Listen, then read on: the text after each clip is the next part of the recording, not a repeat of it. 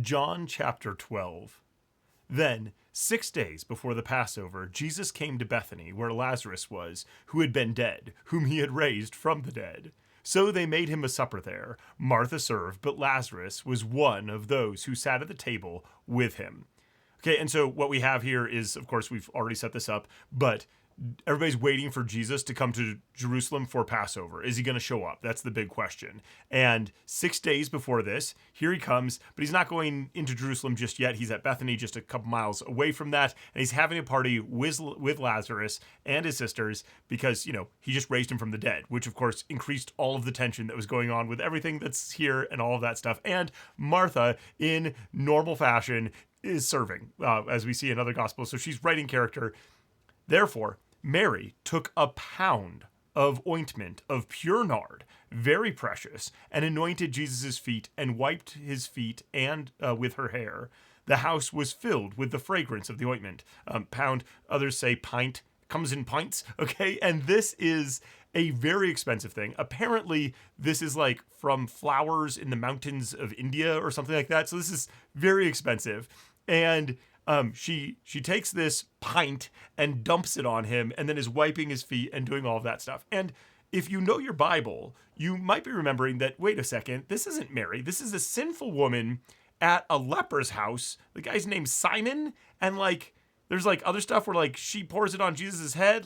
Isn't there something else? Okay. So there is a lot of discussion amongst scholars about did this happen once? And then different authors took people's names and changed them to fit what they needed, which would be totally okay with first century histories. It's fine. Or is it that this happened twice or even 4 times? So there's not agreement. There's not agreement on it, but it's fine. Whatever's going on, it's fine from a historical perspective with this. But what specific details really happened, how many times, where, that we're not totally sure on, as far as I have been able to suss out from all of the research that I've done, which isn't that much, but there you go. Okay.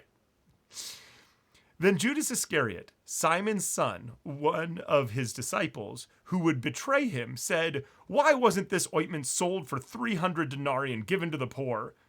Now he said this, not because he cared for the poor, but because he was a thief and, having the money box, used to steal what was put into it. And so, I think it's fascinating, right, that Judas is in charge of the money bag, which apparently is one of the highest honors of the group, right? You're the treasurer, man. And we know that he's going to betray him because John just told us, if we weren't even aware of this already. And Jesus, with all of his foreknowledge, certainly would have known this too. And yet Jesus puts him in charge of this, puts him as a high-ranking person, even though he's a thief. I find that's kind of crazy, right? Just one more crazy thing about Jesus, right? What is going on with this? Also, this is after the fact that Jesus has done this miracle and all of this stuff, which it's also interesting that Jesus starts his ministry with a wedding and then ends with a funeral. So that's pretty great. Okay, sorry, my phone's dinging all over the place. All right, and so what we have here is a thief who's pretending to be righteous. That doesn't sound like, any kind of religious people you might have heard about before. How does Jesus handle this? But Jesus said, "Leave her alone. She has kept this for the day of my burial. For you will always have the poor with you, but you don't always have me." And so again, we have another example of people doing a prophetic act without necessarily even understanding that what they're doing is prophetic in a, telling the future kind of way, right? Mary is performing this to prepare Jesus for burial. And I do say burial. I know that other people say burial. I say burial. Okay, I think that's how it should be pronounced. I don't care what the rest of the world says. Okay, burial. All right, so she has prepared Jesus for burial. Does she think that? Is that what she's thinking about when she comes and gives Jesus this crazy honor? And if you've learned anything about, I think I have a video on it, hair and all that, what she's doing is wild, even beyond just the weirdness of washing someone's feet with perfume and your hair and all that stuff. There's more going on there. But Jesus also says, hey, you're always gonna have the poor, which actually comes from Deuteronomy. This is Deuteronomy 15. The poor will never cease out of the land. Therefore, I command you to surely be open-handed to your brother. to your needy and to the poor in your land, right? You shall surely give, and your heart shall not be grieved when you give to him, right? So it's not that Jesus is saying, hey, the Bible says that you shouldn't care about poor people. It does. But he's also saying, look, this isn't going away. We're not solving this problem today with even a year's wages. We're not solving it. And this is more important right now because of the prophetic act of what this is preparing. Okay? So that's how Jesus decides to deal with that. A large crowd, therefore, of the Jews learned that he was there, and they came, not for Jesus' sake only, but that they might see Lazarus also, whom he had raised from the dead. Jesus performed a miracle at a funeral, okay? As well as starting his ministry with a wedding. Okay. But the chief priests conspired to put Lazarus to death also, because on account of him, many of the Jews went away and believed in Jesus. Jesus raised him from the dead. They're like, well, we can undo that. We can get rid of this guy again, which just again contrasts people who actually want to follow Jesus and people who are just dead set against it, literally dead. Okay. On the next day, a great multitude had come to the feast. When they heard that Jesus was coming to Jerusalem, they took the branches of the palm trees and went out to meet him and cried, "Hosanna! Blessed is he who comes in the name of the Lord, the King of Israel." And this is actually from a psalm, Psalm 118. Okay, Hosanna means save us now. And so here we have the English translation of it, okay, because we're not doing the Greek. Okay, all right, or the Hebrew. So save us now, we beg you, Yahweh. Yahweh, we beg you, send prosperity now. Blessed is he who comes in Yahweh's name. We have blessed you out of Yahweh's house. Yahweh is God, and he has given us light. Notice that light thing? Okay. Bind the sacrifice with cords, even to the horns of the altar. You are my God, and I will give thanks to you. You are my God, I will exalt you. Oh, give thanks to Yahweh, for he is good, for his loving kindness endures forever. Now, there's something else beyond this, because there's this translation here about like binding the sacrifice and bringing it up. But in other translations of this, right, it's with boughs in hand, joined in the festal procession up to the horns of the altar. Okay, so but your footnote in your NIV will tell you, hey, there's this other rendering too, which is why ESV is fine and Web and all those have it. It's cool, okay. But it's interesting because we've got boughs in hand in this translation, and here they've got these boughs, these branches of the palm trees, and the palm trees branches are a symbol of Israel during this time, and people are shaking them all the time, and it's been there that way since at least the Maccabees, which, remember, that was when we were talking about the Feast of Dedication and all of that stuff with Hanukkah and everything back then. Go back and listen to that if you haven't done that. All right. And that Psalm 118, is part of the Hallel, which is a whole group of psalms that are sung from Psalm 113 to 118 on going up to Passover. Okay, so these words are not just things that are being sung just by people because they think that Jesus is coming and they're like, hey, this is really cool. This is actually stuff that everybody's singing. And then there are some in the group, or a large number of people in the group, who know that this is also Jesus coming, and they're like, hey, yeah, we think you're Messiah. We think that you're king. Okay, let's up the ante. Let's make this happen. We're ready. We're excited. Let's go. Let's go. Let's bring freedom. Let's bring freedom from tyranny. Let's undo the devastation that's been done with this new empire that has us under their boot. All right. Also, by the way, this is just interesting, right? So Hallel means praise, and I do not know how to pronounce it, but Yehudi or whatever, Jew, means praiser. Okay, so it's actually a praiser thing. Okay, and this is bringing up other ideas of like God bringing them out of Egypt, right? Because we're coming up on Passover, so this is our second Passover. There's all these themes that are tied up in this whole thing. Okay, Jesus, having found a young donkey, sat on it, as is written, "Don't be afraid, daughter of Zion. Behold, your king comes, sitting on a donkey's colt." His disciples didn't understand these things at first, but when Jesus was glorified, then they remembered that these things were written about him and that they had done these things to him. Okay, so this is actually from Zechariah. This is Zechariah 9.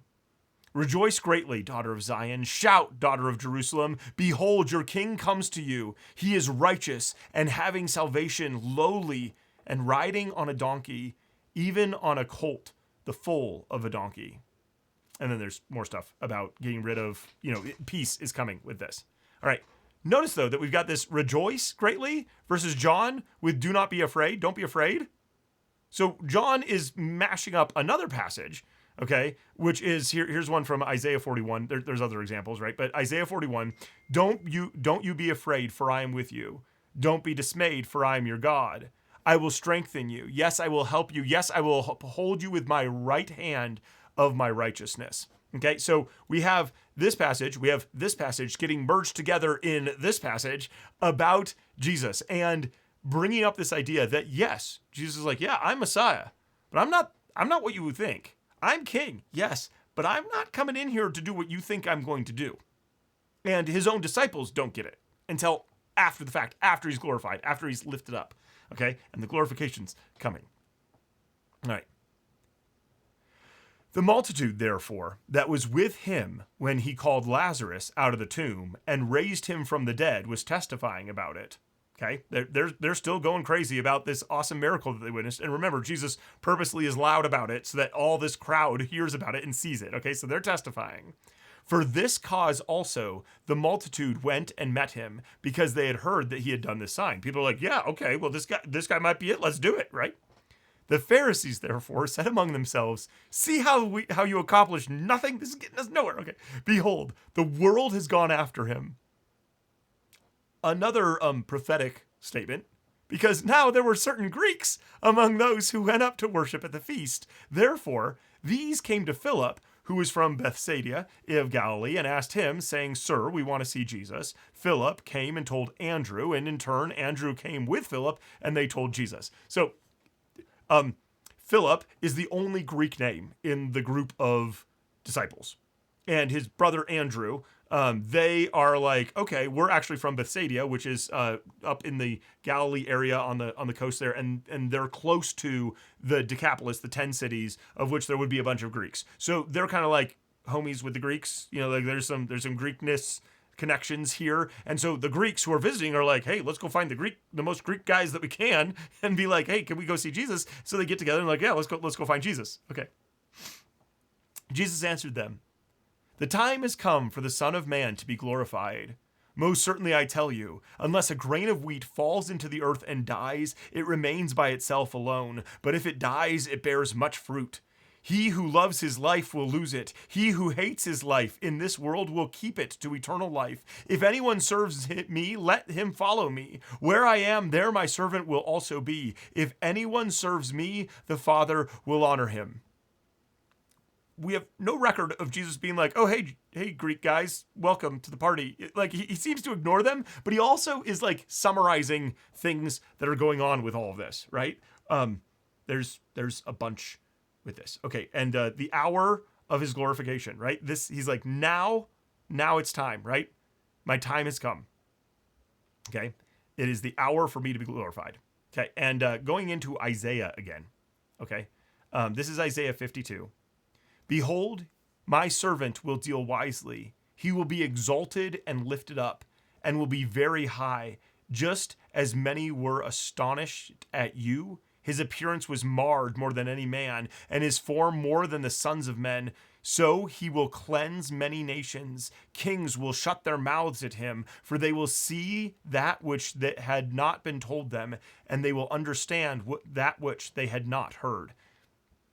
And this is a famous passage. This is Isaiah 52. And there's more. If you'd read up, you'd be like, oh yeah, this stuff. Okay. And so we have this thing about being exalted, but also being disfigured, and nobody understanding you, but also people coming to you. And like there's all of this stuff with Isaiah 52 with this glorification thing building with this. Okay. And that's going to lead into something else in a moment. Okay. But for now, okay, we have this thing. Okay. So he says, my Father will honor him. Now my soul is troubled. What shall I say? Father, save me from this time. But I came to this time for this cause. Father, glorify your name. Then a voice came out of the sky saying, I have both glorified it and will glorify it again. Therefore the multitude who stood by and heard it said that it had thundered. Others said an angel has spoken to him. This voice, Jesus answered, this voice hasn't come for my sake, but for your sakes. Okay, so Jesus is like, yeah, once again, I already know what God's up to and what he's doing. This is so that you guys have a sign, a thing, a big thing for you to be like, yep, okay, here's what's going on. And even when they literally hear the voice of God, people are like, well, that was just thunder, or maybe it was an angel or something. I don't know. You know, like the religiously minded weirdos are like, yeah, angel, maybe. Okay, right? It is not enough to just hear the voice of God if you're not willing to follow, if you're not willing to do this stuff. Now is the judgment of this world. Now the prince of this world will be cast out. And I, if I am lifted up from this earth, will draw all people to myself. But he said this, signifying what kind of death he should die. So Jesus says this really kind of esoteric thing about like, yeah, I'm going to be lifted up. And for once, like for the first time in a while, like maybe ever, the multitude answered him and they understand what he's talking about. We have heard out of the law that the Christ remains forever. How do you say the Son of Man must be lifted up? Who is the Son of Man? Okay, and they're getting this from a couple of different places. Okay, this is Isaiah 9. Okay, for a child is born to us, a son is given to us. You would recognize this if you've been to church on Christmas. And the government will be on his shoulders. His name will be called Wonderful, Counselor, Mighty God, Everlasting Father, Prince of Peace.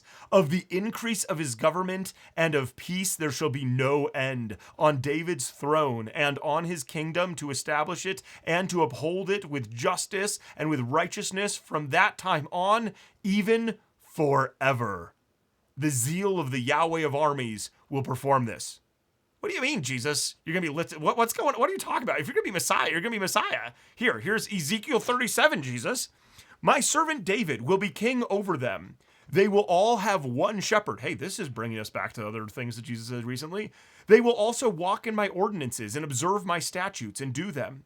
They will dwell in the land that I have given to Jacob, my servant, in which your fathers lived.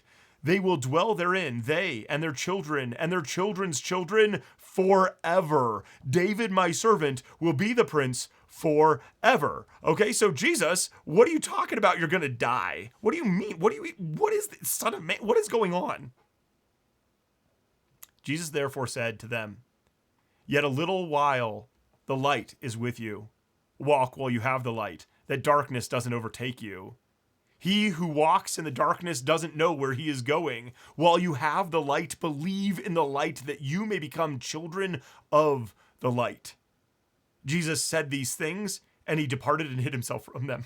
Okay, so Jesus once again goes rogue, literally like, okay, he's disappearing and he performs his disappearing trick and he talks about light again, right? I'm the light of the world, all this theme has come up and he's like, look, this is your last chance while I'm still here. I'm about to go. So you're gonna come or not? Okay, there's a lot of stuff for this. He mentions light again one more time, but we'll just wrap it up here. This is an inclusio. This is a thematic thing where you have a word or a theme that starts at a certain section and then ends at another section. And way back in John 1:4, we're talking about light and people not understanding it and all that stuff. And now we have light again. Jesus is talking about it again. We've been talking about it a lot over the last several chapters. And after this chapter, John does not use the word light again. This is him saying this wraps up Jesus' public ministry. The light is going out. It's gone. Okay, it's not available anymore. So are you going to have walked with that? Are you going to believe in him? Are you going to follow him? Or are you going to be stumbling around in darkness? Up to you. But though he had done so many signs before them, yet they didn't believe in him, that the word of Isaiah the prophet might be fulfilled, which spoke, Lord, who has believed our report? To whom has the arm of the Lord been revealed? Now, okay, remember, we had Isaiah 52 with this, right? Where we've got, behold, my servant's going to deal wisely, and he's also, people aren't going to like him, like they're not going to understand him. His appearance is marred. They don't get it. This leads right into Isaiah 53. Okay? No, sorry, clicked the wrong button. Who has believed our message? To whom has Yahweh's arm been revealed? For he grew up before him as a tender plant, and as a root out of dry ground. He has no good looks or majesty, When we see him, there is no beauty that we should desire him. He was despised and rejected by men, a man of suffering and acquainted with disease. He was despised as one from whom men hide their face, and we didn't respect him. Surely he has borne our sickness and carried our suffering. Yet we considered him plagued, struck by God and afflicted. But he was pierced for our transgressions. He was crushed for our iniquities. The punishments that brought our peace was on him, and by his wounds we are healed. All we like sheep have gone astray. Everyone has turned to his own way, and Yahweh has laid on him the iniquity of us all. And you can keep going because Isaiah 53, right? I mean, like, wow, okay. So we already have an allusion to this. Now we've directly quoted it, building up to it. Okay. For this cause, they couldn't believe. For Isaiah said again, he has blinded their eyes, and he hardened their heart, lest they should see with their eyes and perceive with their heart, and would turn, and I would heal them. Isaiah said these things when he saw his glory and spoke of him. Let's go back to Isaiah 6. I heard the Lord's voice saying, whom shall I send, and who will go for us? Then I said, here am I, send me. If you've been on missions things, like they use this verse. So what is God sending? He said, go and tell this people, you hear indeed, but you don't understand. You see indeed, but you don't perceive. Make the heart of this people fat. Make their eyes heavy and shut their eyes, lest they see with their eyes, hear with their ears, understand with their heart, and turn again and be healed. And John actually, depending on your translation and stuff too, John actually changes some of the orders of things and gets rid of heart in one of the translations because he wants to focus on the signs, right? The signs that Jesus has performed, and then belief, right? Like, or not heart. He gets rid of ears. Because he wants to link these two things for his readers, right? Are you going to see the signs and then believe or not? And he says Isaiah said these things when he saw his glory, or when he saw Jesus' glory and spoke of him. But who does Isaiah see? I see the Lord. So John again is hammering the home that like the Lord and Jesus, same. That's what we got here. Okay.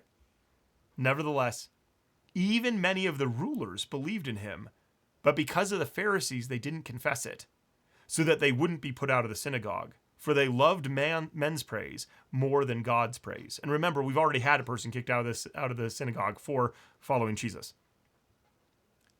Jesus cried out and said, whoever believes in me believes not in me, but in him who sent me. He who sees me sees him who sent me. I have come as a light into the world. There's the last reference. That whoever believes in me may not remain in the darkness. If anyone listens to my sayings and doesn't believe, I don't judge him. This is fitting in right well with this whole theme of I didn't come to judge. I came to save. I'm not here judging you. That's not my point. I'm not up here trying to like make you feel bad or anything. I want to save you. Come, let's do this thing. I don't need to judge you. Yeah. If anyone doesn't listen to my sayings and doesn't believe, I don't judge him. For I came not to judge the world, but to save the world. He who rejects me and doesn't receive my sayings has one who judges him. The word that I spoke will judge him in the last day. I'm not here to judge you. I don't need to. Jesus' word, my word, is enough. That's going to take care of it. For I spoke not from myself, but the Father who sent me gave me a commandment, what I should say and what I should speak. I know that his commandment is eternal life. The things, therefore, which I speak, even as the Father has said to me, so I speak. And so Jesus ends his public ministry with a reminder that this isn't about what he personally wants. He's following God. And therefore, what he says, his words have authority. He is God. He's linked with God. He and the Father are one. If they've seen him, they've seen the Father, right? All of this stuff is wrapped up in this idea of we need to have faith in Jesus. We need to follow him. Not because he's over there judging you and trying to make you feel bad or anything, but because he is the one who brings life. Just like he did for Lazarus.